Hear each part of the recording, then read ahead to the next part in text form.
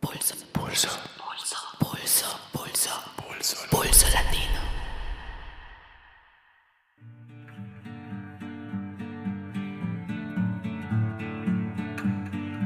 Arriesgarlo todo.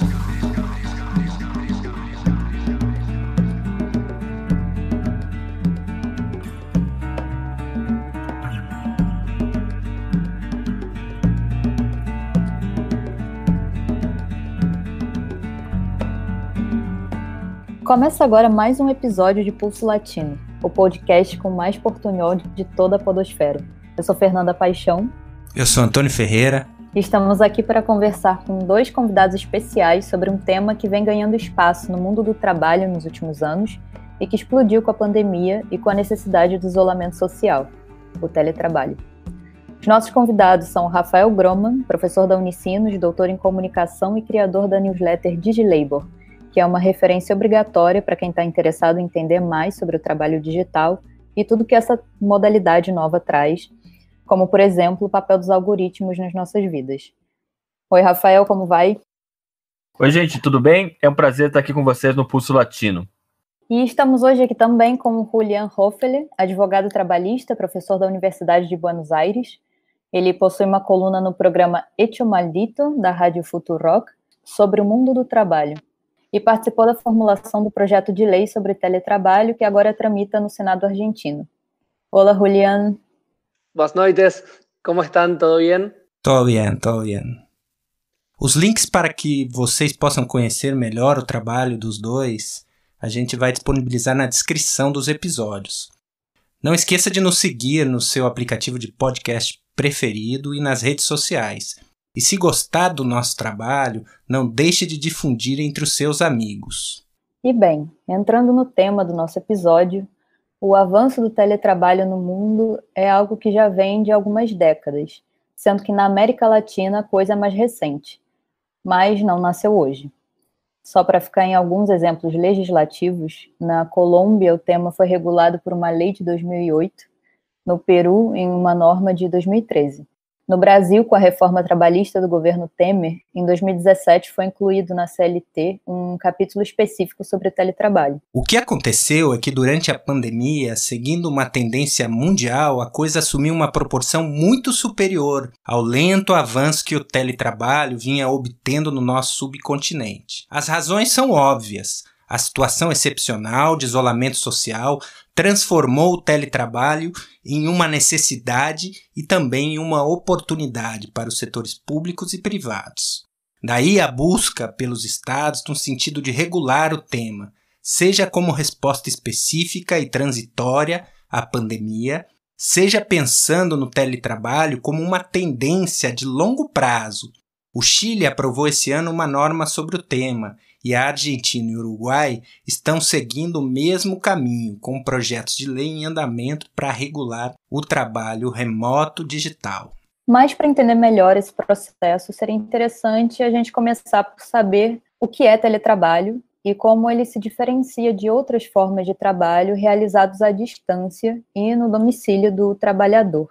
Julián, você pode explicar para a gente a diferença entre essas definições? Sí, fundamentalmente la diferencia del teletrabajo con otras modalidades como podría ser el trabajo a distancia o el trabajo en casa es que el teletrabajo parte de una definición y en Argentina esto ya está definido desde el año 2012 por una resolución del Ministerio de Trabajo que entiende que el teletrabajo tiene que ver con tareas efectuadas en forma total o parcial en el domicilio de la persona que trabaja o en lugares distintos al establecimiento o los establecimientos del empleador, pero que fundamentalmente tiene en primer lugar este principio que es la ajenidad al establecimiento del empleador. Es decir, no es propiedad del empleador el lugar donde se realizan las tareas y además se realizan mediante la utilización de las TIC, las tecnologías de la información y comunicación.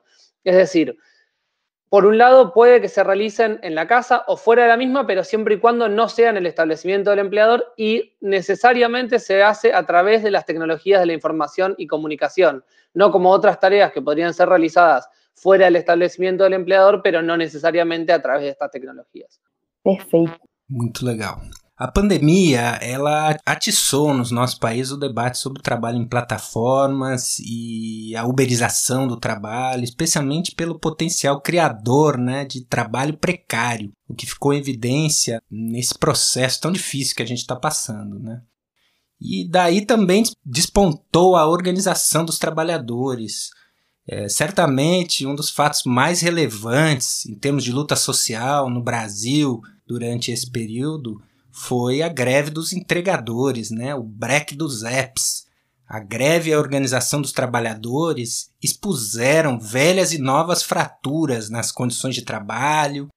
A velha precariedade vem agora com novas ferramentas de controle e vigilância, com a tirania dos algoritmos. Rafael, como que esses temas, né, que já despontam no caso das plataformas, se relacionam com o teletrabalho? Você pode contar um pouco para a gente? A gente pode, nessa onda de teletrabalho, também talvez caminhar para uma uberização do teletrabalho? Sim, por isso que eu prefiro falar que a gente está vivendo uma plataformização do trabalho, porque às vezes, ao falar uberização, a gente tem a ideia mais do que acontece com os entregadores e com os motoristas, enquanto a plataformização significa a crescente dependência de plataformas digitais, seja em casa ou seja na rua, para a gente conseguir manter ou conseguir alguma atividade de trabalho.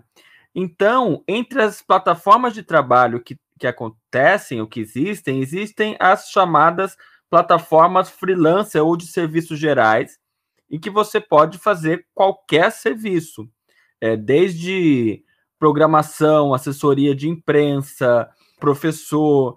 Tem plataformas que você pode pedir qualquer profissional, inclusive assim, cervejeiro, Papai Noel, neto de aluguel, qualquer pessoa para fazer trabalho de designer. E tem um outro tipo de plataforma, que são as plataformas globais de inteligência artificial, cujo maior expoente é a Amazon Mechanical Turk. E os trabalhadores treinam dados para a inteligência artificial. Inclusive, na Venezuela, a gente tem o maior número de trabalhadores no mundo que treinam dados para carros autônomos. Então, a gente tem trabalhadores que estão em casa com um trabalho freelance plataformizado online. Inclusive, tem um índice da Universidade de Oxford chamado Online Labor Index, e ele mede a demanda e a oferta de trabalho freelance online no mundo. Mostra, por exemplo, que no início da pandemia, a oferta de trabalho freelance online aumentou, principalmente nos setores de software e tecnologia, boa parte na Europa e na América do Norte, e como depois isso caiu. Então, as pessoas, ainda mais numa situação de isolamento social, muitas vezes em grupo de risco, essas plataformas de trabalho online, remoto, são alternativas para a gestão da sobrevivência, às vezes as únicas alternativas. De maneira que essa ideia de uma plataformização do trabalho, a tendência é que ela se generalize. A tendência é que ela aconteça para todas as atividades de trabalho. E se, por um lado, as plataformas que eu também considero que são meios de comunicação e são meios de produção, ou seja, a gente tanto trabalha nelas como também serve para se comunicar, se a comunicação é, por um lado, a chave para o controle por parte do capital e que está por trás da gestão algorítmica e da vigilância dos dados dos trabalhadores, é também por meio da comunicação que os trabalhadores têm começado a se organizar, seja no trabalho em plataformas como de entrega, como dos motoristas, como também acontecem nessas plataformas globais de inteligência artificial, por exemplo. Claro. E bem, a precariedade, a informalidade e a dualidade são marcas históricas dos mercados de trabalho na América Latina, com maior ou menor intensidade conforme o país. Essa situação sempre foi estrutural em grande parte da região e, por isso, muitos autores falam em superexploração da força de trabalho. Se acentuou na década de 1990 com as reformas neoliberais e os processos de reestruturação produtiva. E a verdade é que, apesar de alguns avanços na organização do mercado de trabalho, durante o período da onda progressista, essa situação não teve uma modificação que pudesse reverter a precariedade histórica predominante no nosso mundo do trabalho.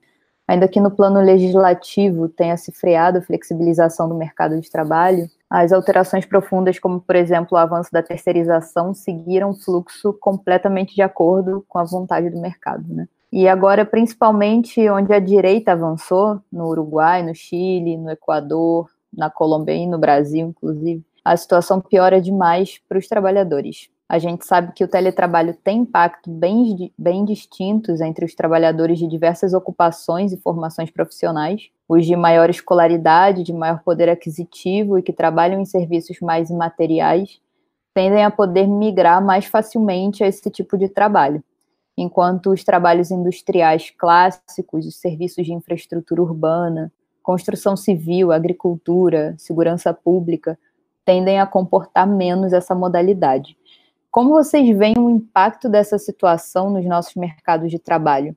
Elas implicam no aprofundamento das desigualdades? Julián, você pode começar falando um pouco sobre isso? Sí, considero que el teletrabajo puede implicar un aumento de las desigualdades si no es regulado legalmente. Si no tenemos una regulación legal que proteja específicamente esta modalidad contractual o esta modalidad de la relación laboral, seguramente termina implicando una profundización de las desigualdades porque hay una gran dificultad en la fiscalización del teletrabajo y esto puede promover la informalidad laboral, puede promover que los trabajadores tengan menos derechos, que tengan que hacerse cargo de un montón de costos de la prestación de tareas, como pueden ser el equipamiento, la conectividad a Internet, que es un tema que hoy es muy importante para la propia relación laboral. Ahora, si regulamos específicamente la materia y tenemos un control muy estricto y una participación muy grande tanto del sector público como de las organizaciones sindicales, es decir, un control colectivo, una fiscalización y una organización colectiva para que el teletrabajo no sea parte de una mayor segmentación del colectivo laboral, que no aísle a cada trabajador y a cada trabajadora en su casa, sin posibilidad de tener una conexión con el resto de los trabajadores de la misma empresa. En ese caso sí, habría una mayor desigualdad, pero si aumentamos el control público y logramos que los sindicatos, la organización colectiva tenga una alta participación, podríamos evitar que esto ocurra y que en algunos casos muy particulares el teletrabajo pueda ser una herramienta útil. Ahora, sin dudas, no es un camino deseable que el conjunto o el colectivo de los trabajadores avance hacia el teletrabajo. Hoy, por una situación de emergencia, es importante que esto se realice para evitar el contacto entre personas y la posible transmisión de un virus. Pero a futuro no es un camino deseable el teletrabajo, salvo en circunstancias particulares y con una negociación colectiva y participación sindical que lo permitan. Que legal essa descrição sua, Julián. E acho que se relaciona muito com a distinção da forma como vem sendo tratado, né, o tema no Brasil e na Argentina, né? Realmente a regulação do teletrabalho no Brasil é algo vergonhosa. Se a gente vai para o governo Temer, uma das tarefas do golpe promovido no Brasil em 2016 contra a presidenta Dilma era realmente aprovar uma reforma trabalhista o mais profunda no sentido de flexibilizar e retirar direitos. Uma das tarefas cumpridas, entregues pelo governo Temer. Então o caminho da regulação lá foi totalmente oposto do que você está contando, né? Foi a linha do governo e que foi aprovada, que consta do capítulo especial da CLT, a Lei Trabalhista Brasileira, é pela não aplicação de qualquer controle de jornada, né? Excluindo o controle de jornada dos trabalhadores em teletrabalho, pelo afastamento da participação sindical, a ênfase toda na pactuação contratual sem envolvimento dos sindicatos. E agora, na pandemia, com as medidas emergenciais, houve uma nova regulação colocando o tema como algo que diz respeito à vontade unilateral do empregador. E é muito bacana saber que na Argentina o caminho tem sido diferente, tem sido um caminho de uma regulação que não seja pró-flexibilização e pró-precarização das condições de trabalho. Então, você que participou, né, diretamente na redação de um dos projetos aí em tramitação sobre teletrabalho, pode nos contar um pouco as linhas mestras desse projeto, as inovações, talvez comparando com outros países da América Latina também, e contar um pouco como que foi esse processo, como que é a atual situação do trâmite legislativo e também quais os atores que tiveron envolvidos nessa formulación. Bien, en nuestro país la discusión sobre el teletrabajo llevaba muchos años en la Cámara de Diputados, pero nunca había tenido mucho avance porque siempre se trababa en la misma discusión. Había quienes querían regular el teletrabajo aprovechando solamente la innovación tecnológica o el avance de la tecnología para flexibilizar. Como bien decías vos, hay quienes piensan que la mera innovación tecnológica puede servir como una excusa para, a partir de eso, flexibilizar las condiciones de trabajo o dejar que cada trabajador resuelva sus condiciones laborales por fuera de un colectivo. En Argentina esta situación hacía que nunca se pueda regular justamente porque mucha gente se oponía a que esto sea una excusa para flexibilizar. El contexto de la pandemia fue una oportunidad para discutirlo, pero desde otro lado.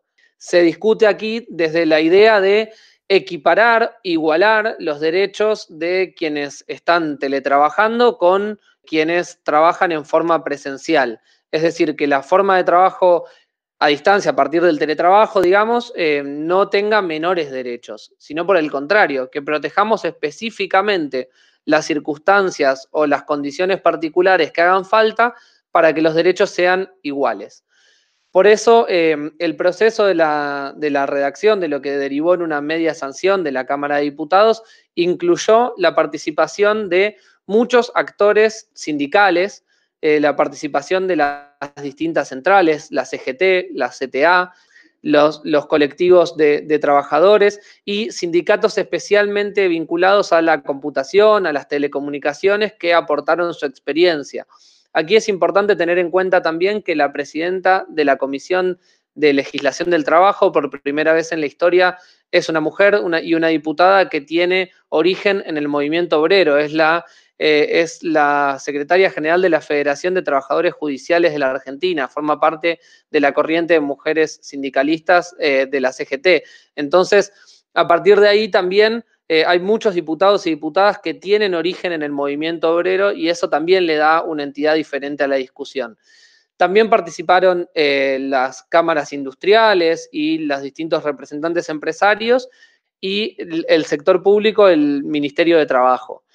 Aquí la regulación, para decir unas líneas de lo que es el proyecto que se aprobó, incluye la obligación del empleador de proporcionar todo el equipamiento necesario, tanto el hardware como el software, como el equipamiento y las herramientas de trabajo necesarias, como puede ser la computadora o el mobiliario, y además que compense los mayores gastos en conectividad que pueda tener la persona que trabaja a partir del teletrabajo.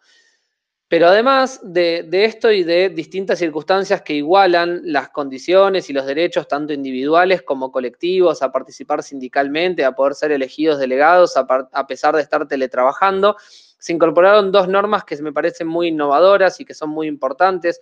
Una es el derecho a la desconexión digital, que si esta norma se termina de aprobar, Argentina sería el segundo país en la región en incorporarlo en su normativa laboral. Ya Chile tiene aprobado un régimen de desconexión digital que implicaría la posibilidad del teletrabajador de no conectarse o no ser contactado por su empleador fuera del horario de la jornada de trabajo.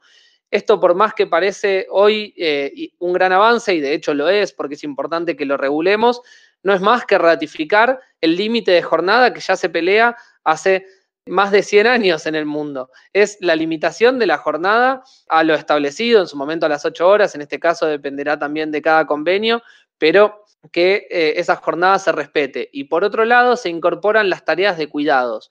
El derecho de poder conciliar la vida personal con la familiar, como se decía en el viejo código de trabajo, y que aquí está planteado como poder interrumpir la jornada o tener horarios que se acomoden a las tareas de cuidados que principalmente recaen en las mujeres. Esto está claro que en términos estadísticos está más que comprobado que son las mujeres quienes se hacen cargo mayormente de las tareas de cuidados. Y esta es una situación que solo la podemos revertir con políticas públicas que garanticen para todos los trabajadores y trabajadoras por igual su derecho a hacerse cargo de las tareas de cuidados, pudiendo interrumpir su jornada laboral o teniendo horarios compatibles. Este es un primer paso, obviamente, de algo que va a implicar mucho más, pero que incorporarlo a esta lei já é uma grande señal para traçar esse caminho. Claro. Sim, inclusive essa questão da mulher nesse contexto, né, é bem diferente pela questão que a gente ainda vive da divisão sexual do trabalho, né? Então, automaticamente já recai de uma forma muito diferente a esse grupo na sociedade. Eu queria repetir a pergunta para o Rafael sobre a questão do aprofundamento das desigualdades, se representaria um aprofundamento das desigualdades, essa situação nos nossos mercados de trabalho, inclusive também considerando a questão também da divisão sexual do trabalho, enfim, em várias dimensões, né? Claro, a questão de gênero, ela é central para a gente pensar o trabalho remoto e a divisão sexual do trabalho. Eu participei, como orientador teórico-metodológico, de uma pesquisa chamada Trabalho Remoto e Isolamento Social, e que nos meses de abril e maio pesquisou profissionais, trabalhadores de todas as áreas que tiveram que adotar o teletrabalho em São Paulo, no estado de São Paulo, de todas as áreas, e para ver como eles estão se sentindo durante este momento. Então a gente vai vendo que os mais jovens são os que dizem estar sofrendo mais, e as áreas também que as pessoas dizem estar sofrendo menos e mais são interessantes. Aqui as pessoas dizem estar sofrendo menos é a área de finanças. E as áreas que as pessoas dizem estar sofrendo mais são as áreas de comunicação e educação. De como as pessoas têm se sentido sobrecarregadas durante esse momento. Outros pontos importantes dessa pesquisa é que quando você pergunta para as pessoas o que você está fazendo além de trabalhar, e aí a gente acaba descobrindo que os tempos mortos do trabalho, que às vezes significava um descanso depois do almoço, significava o deslocamento pela cidade, estão sendo preenchidos com mais trabalho. E que as pessoas ainda assim estão se sentindo cada vez mais ansiosas ou se sentindo pressionadas para serem produtivas durante esse momento, produtivas no sentido capitalista, no sentido do capital. Isso nos leva a refletir o quanto que a pandemia acelera processos que estavam em andamento durante a pandemia e acaba, com isso, tendo um maior controle sobre o trabalhador. Na revista Jacobin, que é uma revista americana, tem uma tradução no Brasil, tem uma versão brasileira, Jacobin Brasil, a gente traduziu um texto chamado Seu Chefe Está Te Espionando e mostra como como tem acontecido um aumento de compras de softwares de vigilância em relação ao trabalhador. Tem um orientando meu de mestrado, Fabrício Barilli, cujo tema do mestrado dele é exatamente esse, a vigilância no trabalho a partir desses softwares, e esses softwares permitem que os chefes mandem um e-mail para o patrão se o trabalhador fica mais de um minuto com a tela da videoconferência minimizada, consegue rastrear quais as teclas que o trabalhador tecla, ou dá o print screen nas telas do trabalhador. Então mostra como isso acelera de alguma maneira o que vocês colocaram como uma superexploração do trabalho, que de fato, se por um lado há muitas semelhanças entre trabalhadores nessa mesma situação em várias partes do mundo, há questões específicas da América Latina ou de países como Brasil, Argentina e outros do sul global, em que a precariedade e a informalidade são regra, e não é exceção como a Europa e os Estados Unidos descobriram depois. Eu sempre costumo brincar que por aqui o gig não é uma exceção, mas justamente é a norma, e isso de alguma maneira tem tem se intensificado durante a pandemia. Claro, claro. Bom, eu vou fazer o papel aqui um pouco do advogado do diabo, né? Primeiro, parabenizar o Julián, né? Acho que esse trabalho, que é totalmente distinto quando se assume a tarefa de regular o trabalho remoto, levando em consideração os direitos das mulheres, a divisão entre trabalho produtivo e reprodutivo, o direito à desconexão, uma articulação, né, que prioriza a voluntariedade, que prioriza a negociação coletiva sobre a mera pactuação individual. Acho que tudo isso é muito importante e é uma luta que tem que ser travada mesmo. E essa representação da jornada de 8 horas, né, a gente está voltando aos primórdios, né, as lutas do século XIX reaparecem, como também a questão do trabalho remoto, que se conecta com o trabalho em casa, traz essas velhas lutas e traz de volta situações que eram ali dos primórdios do capitalismo. Mas eu acho que a gente tem um desafio também de pensar, digamos, para além da regulação. Porque, por exemplo, no Brasil, o processo de decomposição da relação de emprego, de decomposição da ideia de uma sociedade salarial, ele é tão profundo, ele é num nível nunca visto, seja por medidas legislativas, seja também por esses processos que vêm e parece que jogam a legislação na lata do lixo. Um exemplo é o trabalho em plataforma, que na realidade os espertinhos que gerenciam isso estão justamente pensando em como burlar, driblar com artefatos tecnológicos muito maiores do que o nosso sistema jurídico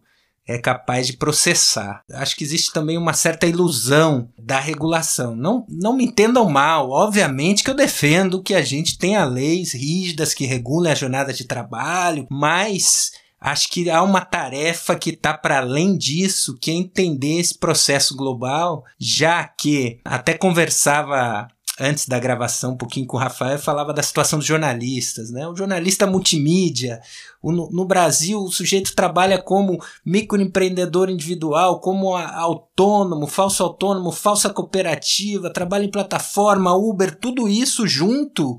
E a gente vê que a América Latina é isso. A sociedade salarial aqui sempre foi uma coisa muito restrita. E com o avanço tecnológico, todas essas possibilidades da lógica das plataformas, de vigilância dos algoritmos, essa situação se aprofunda. E me parece que a gente tem que construir uma visão mais global da coisa.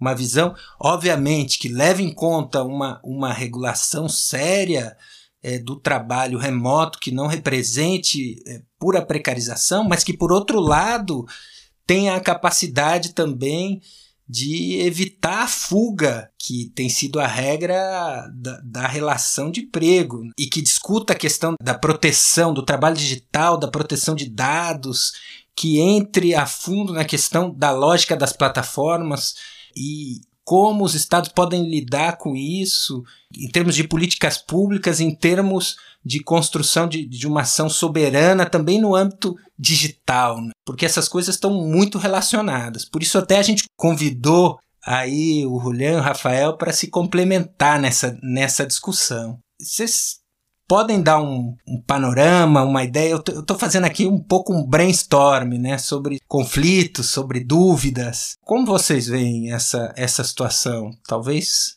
comecemos aí pelo Rafael? Vamos. Talvez por eu não vir do direito, eu não tenha, nem nunca tenha tido essa ilusão da regulação. Acho que a regulação cumpre um papel em relação ao mundo do trabalho, mas é um entre vários papéis. Então, eu tenho falado nos debates sobre plataformização do trabalho, sobre trabalho digital, que eu tenho enxergado 3 movimentos para tentar, de alguma maneira, enfrentar esse cenário desolador do trabalho digital hoje. Um deles é o movimento por regulação. Eu posso colocar como um exemplo disso um projeto que eu estou coordenando no Brasil, que é capitaneado por Oxford e está presente hoje já em 9 países, que é o projeto Fair Work. Basicamente, esse projeto tenta pressionar as plataformas digitais por melhores condições de trabalho a partir da lógica de trabalho decente da OIT, em uma pesquisa-ação que envolva necessariamente a universidade, junto com órgãos públicos, como aqui no caso do Brasil, o Ministério Público do Trabalho, e associações de trabalhadores e outras instituições interessadas, para a partir da pesquisa e a partir de 5 princípios de trabalho decente, que é remuneração decente, condições de trabalho, inclusive de saúde, contratos de trabalho, representação, se o trabalhador é ouvido, e gestão, se os processos são transparentes. E os resultados do primeiro ano de pesquisa nos países que já aconteceram, principalmente na Índia e na África do Sul, mostram que poucas empresas globais, ou na verdade, das empresas globais, nenhuma cumpre o mínimo de trabalho decente. Eu entendo que projetos como esse cumprem um papel de você pressionar essas plataformas por melhores condições de trabalho, mas muitas vezes ou é algo vindo de uma luta assim, de cima para baixo, ou muitas vezes assim, tem o seu limite. E ele pode ser complementado com outras possibilidades, como, por exemplo, a própria organização coletiva dos trabalhadores, que é um segundo movimento, então, que eu coloco como central, e tem surgido ou ressurgido nos últimos 5 anos novas formas de associação, inclusive novos sindicatos ligados a trabalhadores de plataformas digitais em vários setores, desde entregadores, até trabalhadores de videogame, até os trabalhadores do YouTube. Os YouTubers têm um sindicato na Alemanha que são ligados à maior central sindical metalúrgica alemã. Então, tem ressurgido movimentos por organização coletiva do trabalho que complementam, de alguma maneira, essa demanda por regulação com lutas orgânicas que são de baixo para cima. De alguma maneira, o próprio break dos aplicativos nos mostra um pouco dessa luta em construção que tem acontecido ao redor do mundo, e como as empresas de plataforma são internacionais, as lutas também têm se tornado internacionais. Há cerca de 3 semanas, aconteceu uma conferência digital global de trabalhadores com trabalhadores de várias partes do mundo, tentando montar uma espécie de uma associação global de trabalhadores digitais, e inclusive muita gente da Espanha, tem um pessoal da América Latina que também estava presente. Então, é um movimento que acaba complementando essa questão da regulação. Um outro tema, um outro movimento, o terceiro movimento que acontece é o do chamado cooperativismo de plataforma, ou como que a gente consegue unir princípios cooperativos de maior democracia no ambiente de trabalho, de organização coletiva, com potencialidades da própria tecnologia que podem ser reapropriadas para outros fins. Também é um movimento que tem crescido em diversas áreas, inclusive de serviços de nuvem, que propiciam serviços com gestão de dados mais ética. Então, tem sido um movimento que, em diversos setores, desde plataforma de streaming, como a Mins TV, até cooperativas de games, de entregadores, tem sido um movimento que, de alguma maneira, ajuda a gente a vislumbrar como um movimento pré-figurativo, ou seja, que tem a potencialidade de fazer com que a gente imagine outros tipos de trabalho, tem a capacidade de fazer com que a gente pense em plataformas alternativas e que a gente pense em outras formas de trabalho a partir disso. Então, tem um professor inglês, o Christian Fuchs, que fez uma pesquisa na Inglaterra mostrando como a maioria das pessoas queria ver plataformas alternativas, mas que elas ainda não estavam prontas, ou que isso ainda está por se construir. E como diz o líder dos entregadores antifascistas aqui no Brasil, o Paulo Galo, essas coisas não são construídas como fast food em 5 minutos, são construções que demandam tempo. Então, tanto as demandas por regulação, quanto pela organização coletiva dos trabalhadores, quanto por plataformas alternativas de autogestão, como o próprio cooperativismo de plataforma, são temas em construção que, de alguma maneira, podem vislumbrar ou prefigurar, como eu falei antes, alternativas a esse cenário que a gente tem visto. Junto a isso, eu acrescentaria o papel central que a dataficação, ou seja, a extração contínua de dados em todas as facetas da nossa vida, tem no sentido de fazer o que alguns autores têm chamado de um colonialismo de dados. Ou seja, como é que a própria América Latina acaba tendo um novo colonialismo que envolve a expropriação de recursos de dados, um extrativismo de dados dos trabalhadores. E aí tem surgido movimentos para intervir ou promover intervenções que sejam também descolonizadoras do ponto de vista dos dados, dos trabalhadores. Por exemplo, semana passada foi lançada uma plataforma chamada WeClock, em que os trabalhadores conseguem monitorar para eles, com dados de propriedades deles, quanto tempo necessariamente ele está trabalhando e o quanto está ganhando para isso. É algo a ver ainda o que pode acontecer. Do ponto de vista da pesquisa, está se constituindo uma rede de pesquisa com pesquisadores e ativistas chamada Tierra Común, com pesquisadores e ativistas de vários países da América Latina, para promover, então, intervenções relacionadas a essa descolonização dos dados. Não tem como pensar em outro teletrabalho, outro trabalho em plataformas, ou outro trabalho digital possível, que não seja pensar também em outras formas de pensar e gerir e extrair os dados. Muito legal, muito legal. Julián, não sei se você tem algo para complementar, uma reflexión, enfim. Sí, sí. Coincido, me parece muy importante todo lo que planteaba Rafael recién sobre, un montón de declaraciones y luchas y organizaciones que se están dando a nivel internacional, y también lo que tiene que ver con la protección de nuestros datos personales y la defensa de nuestro tiempo de trabajo. Agrego algunas cosas nada más sobre eso. Me parece que es claro que la regulación de las leyes o normativa no alcanza.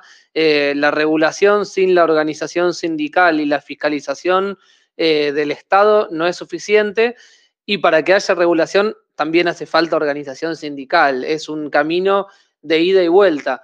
En ese sentido, creo que es muy importante, por un lado, promover todas las organizaciones sindicales que están agrupando, conteniendo e impulsando, considerando todas estas nuevas modalidades de contratación o todo lo que tiene que ver con el trabajo a través de plataformas, en la misma forma en la que era el trabajo considerado desde siempre. Y acá no tenemos que negar lo que está ocurriendo, sino asumir justamente que quienes dicen, bueno, necesitamos una regulación laboral más moderna. Bueno, claro, necesitamos una regulación más moderna. Eso significa que tenemos que proteger a quienes trabajan, como lo hicimos siempre, pero ahora adaptado a estas nuevas tecnologías en el sentido protectorio. Y para esto también me parece que es importante la coordinación sindical a nivel internacional, en este caso también a nivel regional, y en el caso de los estados, que hoy a veces tienen menos fuerza que las grandes empresas multinacionales, es muy importante que nos demos una política de coordinación entre los estados para discutir con las plataformas y con las empresas internacionales. Por el caso, por ejemplo, en su momento comentaba el gobierno de Barcelona, en su momento, junto con lo que era el gobierno de Nueva York, coordinaron una política internacional frente a Airbnb, que estaba generando un desastre en el aumento de alquileres, en la gentrificación de sus ciudades, y para poder colocarle un impuesto y para poder pelear contra esta plataforma se dieron una política coordinada entre Barcelona y Nueva York. Y esto, por ejemplo, tenemos que tomarlo como una experiencia válida para dar una pelea internacional, por ejemplo, frente a Globo, frente a Rappi, frente a un montón de plataformas que quieren evadir las normativas laborales y que tienen que hacerlo, y para eso los estados tienen que tener una gran coordinación, y me parece que es importante generar instancias como la que ustedes están generando hoy de diálogo entre distintos sectores y en distintos países para poder tener una regulación que impida que cuando en un país se avance en regular, bueno, se vayan para otro, sino que tengan que enfrentarse a una misma regulación en todos los países. Claro. Muito bom. Bem, E para fechar essa nossa discussão, eu queria que vocês dessem um panorama, talvez uma perspectiva do que seria o futuro do trabalho numa realidade pós-pandemia. Será que a gente vai ver um aumento no número de trabalhadores nessa modalidade do teletrabalho? Será que as empresas vão avançar nesse sentido? Cada um, claro, falando dos respectivos países ou a nível regional, se achar pertinente. Você pode comentar sobre isso, Julián? Sí, pienso que va a ser fundamental en todos los casos la intervención que tengan los estados hoy, no el día después de la pandemia.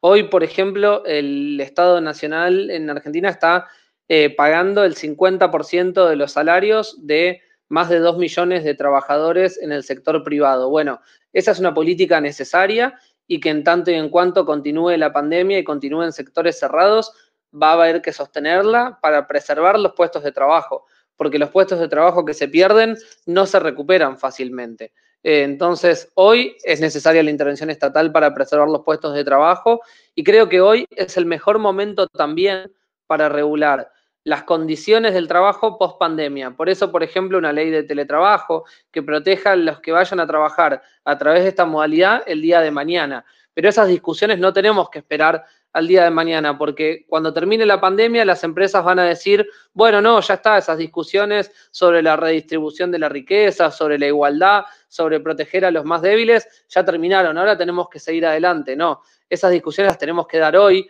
cuando el contexto social está más sensibilizado frente a esto. Por ejemplo, la posibilidad de poner impuestos a los más ricos para promover una mayor igualdad, la tenemos que dar hoy. Hoy es el mejor momento para hacerlo, cuando la sensibilidad social está en su mejor momento. El día de mañana tenemos que salir con soluciones que hayamos buscado desde el día de hoy. Perfeito. Rafael? Eu temo, e gostaria de não acreditar, mas temo que a pós-pandemia pode normalizar essas situações ainda precárias de teletrabalho, acontecendo ainda mais precarização do trabalho. E isso pode ser observado no próprio discurso. Eu sempre digo que a gramática do capital, entender a gramática do capital é tão importante quanto entender as suas práticas. E a gente vê como é que começa a circular uma buzzword do chamado novo normal, né? Essa palavra até me arrepia, porque já é essa expressão para naturalizar e normalizar essa situação que a gente está vivendo. A gente acreditar que ou é isso ou nada. Está sendo traduzido para o português um livro de mais de 10 anos que tem na Argentina, que é o Realismo Capitalista, do Mark Fisher, e lá ele retoma a pergunta de que às vezes é mais fácil a gente imaginar o fim do mundo do que o fim do capitalismo. Nesse momento de pandemia, que realmente parece que a gente está vivendo o fim do mundo, mas o fim do capitalismo a gente não consegue. O que a gente precisa para um futuro do trabalho é imaginar antes disso um futuro dos trabalhadores. Às vezes nessas discussões sobre o futuro do trabalho, que são marcadas por uma lógica meio coach, meio LinkedIn, se vislumbra algo que muitas vezes, ou na maioria das vezes, não considera de fato o ponto de vista da classe que vive do trabalho.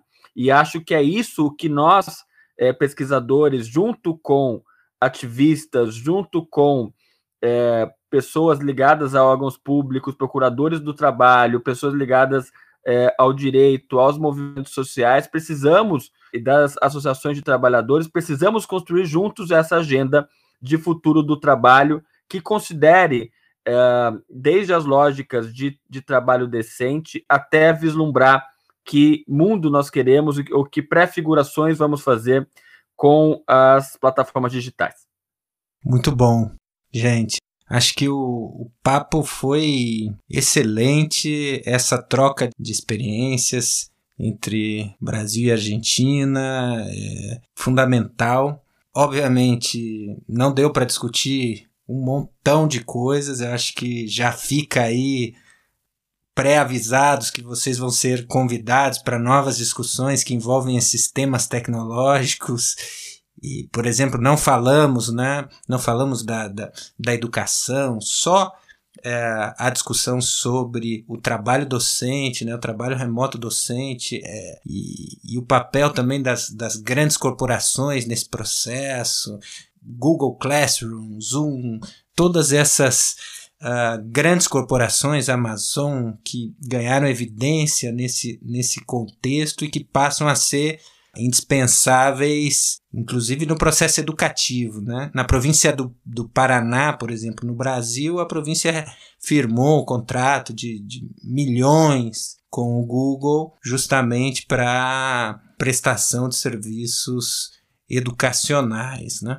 Só para citar um exemplo. E, obviamente, todas as questões envolvendo o feminismo nesse contexto, a divisão entre trabalho reprodutivo e produtivo, daria uma conversa, daria para a gente aprofundar na questão da proteção de dados, mas eu acho que o debate foi muito rico. Eu não sei, a Fernanda aí, o gostoso da gente gravar o podcast é quando a gente sai e fala, poxa, saí diferente, aprendi muita coisa com esse debate, né? E esperamos também que os ouvintes do Pulso possam desfrutar e sair diferentes, mais qualificados para enfrentar aí essas lutas tão imprescindíveis, tão atuais, né? Pela dignidade do trabalho. Fernanda?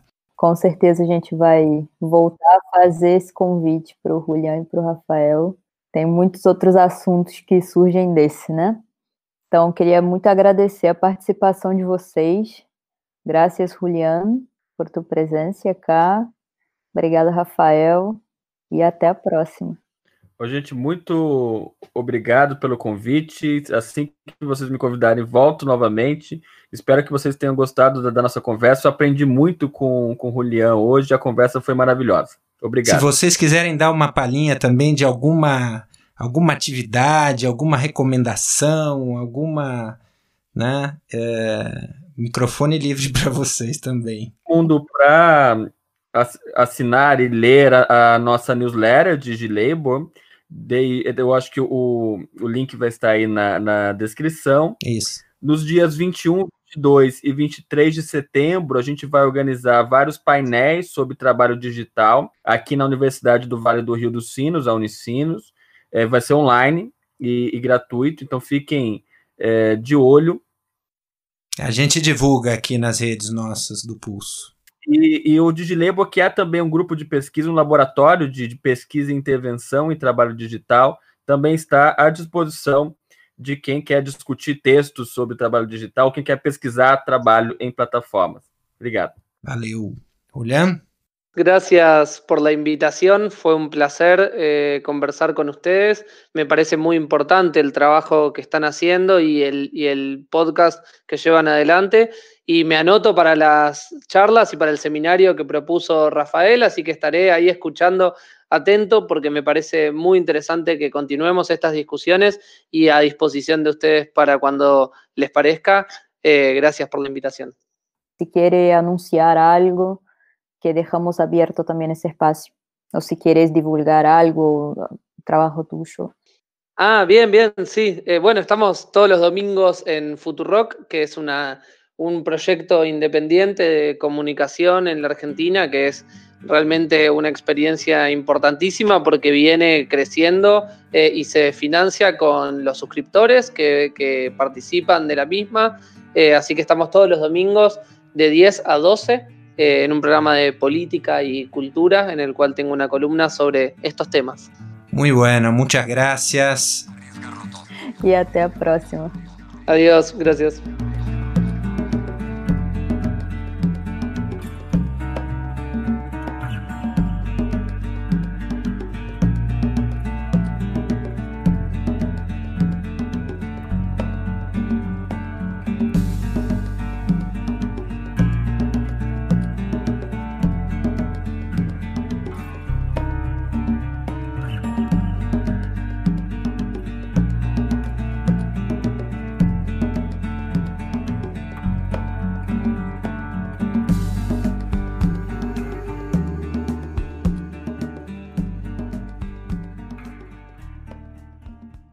Pulso. Pulso. Pulso. Pulso. Pulso. Pulso. Pulso latino.